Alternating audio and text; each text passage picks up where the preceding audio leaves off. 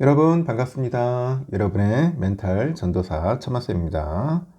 이제 또 오후 시간 다가왔네요. 점심 맛있게 드시고 천마쌤과 함께 또 한번 달려보도록 하겠습니다.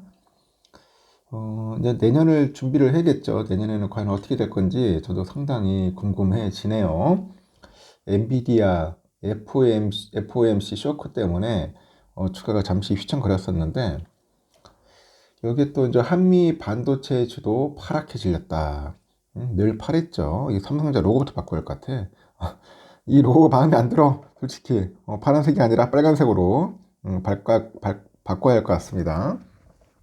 갑자기 혀가 꼬이는데 블루가 아니라 레드로 바꿔야 한다. 레드로.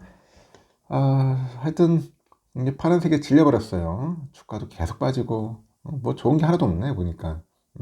이 겨울에는 진짜 막 불타오르는 색깔, 이 빨간색으로 해가지고 급등했으면 좋겠습니다. 주가가. FOMC 발표 직후에 M7 전 종목이 하락을 했고요. 엔비디아는 13%나 빠졌다. 고점 대비 그래 빠졌겠죠. 필리델피아 반도체 지수도 연준 발표 이후 4%나 떡락을 했고, KRX 반도체 지수, 삼성전자, 하이닉스 하락세다.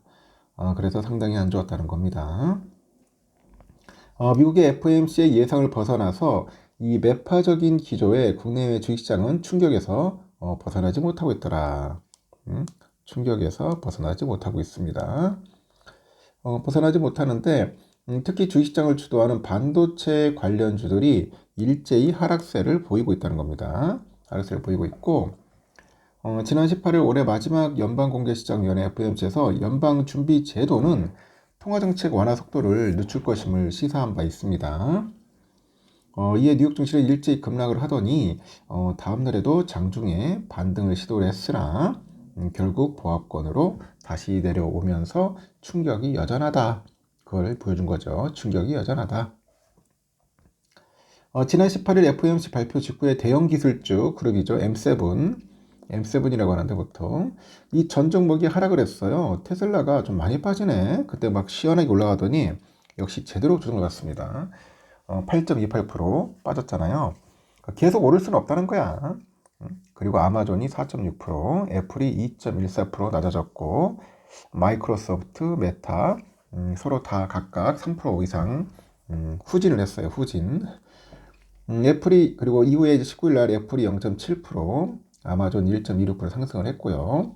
마이크로소프트, 테슬라, 메타는 약보합이었다. 하여튼 빠졌습니다. 이 상황에서 보면 이 반도체랑 인공지능 관련주이자 대장주격인 엔비디아가 갑자기 또 순환을 겪네. 순환을 겪고 있습니다. 최근에 엔비디아 대항마로 등장한 브로드컴이 나타났어. 브로드컴. 이 브로드컴의 강세와 함께 오랜 주가 하락으로 엔비디아는 주동장까지 진입을 했기 때문이겠죠.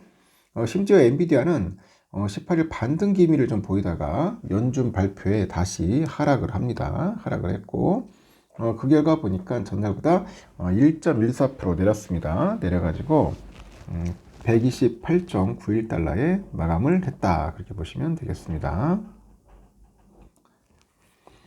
그러나 19일 엔비디아는 하락하는 듯 하다가 막판에 1.63% 상승을 합니다. 6거래일 만에 이제 반등을 마감을 했어요. 반등으로.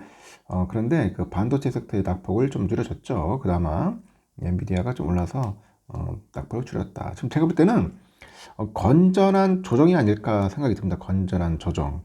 너무 올라도 무서워요.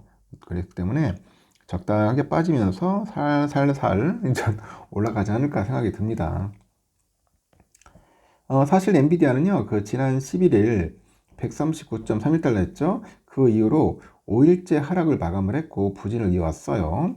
종가 기준 역대 최고치였던 지난달 12일 대비 연준의 발표 직후에 주가는 13% 떨어지기도 했는데 엔비디아 그 주가가 종가 기준 130달러 그 아래로 떨어진 것은 10월 7일이라죠.